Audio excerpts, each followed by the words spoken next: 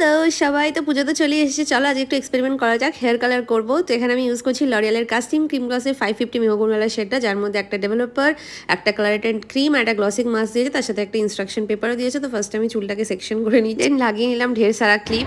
জানি আমি খুব ফানি লাগছে। আমি একটু অ্যাপ্লাই করে নিলাম বোরোলিন, কারণ আমি ইউটিউবে দেখেছিলাম ভ্যাসলিন অ্যাপ্লাই করতে ছিল না বলে, তাই আমি বোরোলিন অ্যাপ্লাই করলাম। এরপরে ইনস্ট্রাকশন পেপারটা অনুযায়ী ওই ডেভেলপারের বটলটাতেই কালার ক্রিমটাকে দিয়ে মিক্স করতে হতো, বাট আমার প্রবলেম হচ্ছিল বলে আমি ওটাতে বাটিতে শিফট করে নিয়েছিলাম, দেন ভালো করে মিক্স করে নিয়েছিলাম। আর দেখো তারপরে কালারটা পুরো পার্পলিশ হয়ে গেছিলো। আর ইতিমধ্যেই দেখো আকাশে মেঘ চলে এসেছে, বৃষ্টি হবে ফাইনালি। জয় মা দুর্গা বলে এবার আমি জাস্ট প্রসেসিং স্টার্ট করবো। তো ফার্স্ট আমি গ্লাভসটা পরে নিলাম, আর এরপর আমি কালারটা অ্যাপ্লাই করা শুরু করছি।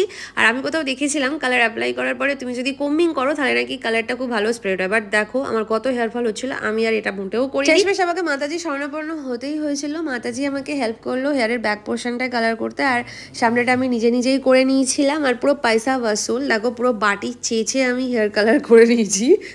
তো এরপর এটাকে 20 মিনিটস মতো রাখতে হতো, আর তারপরে নর্মাল জলে ওয়াশ করে ওই গ্লসিং মাস্কটা অ্যাপ্লাই করতে হবে জাস্ট। আর দেখো আজকে তস হইতে না পেরেই চলে এসেছি স্নান করে, বাট শুকানোর পরে কিন্তু সিরিয়াসলি হেয়ার কালারটা বেশ ভালো লাগছিল। তোমরা চাইলে পুজোর আগে একটা ট্রাই করে নিতেই পারো, আমি পারলে এটা লিঙ্কটা শেয়ার করে দেবো। আর আমাকে কেমন লাগছে সেটা জানিও। তো চলো ভিডিওটা এই অবধি রাখছি।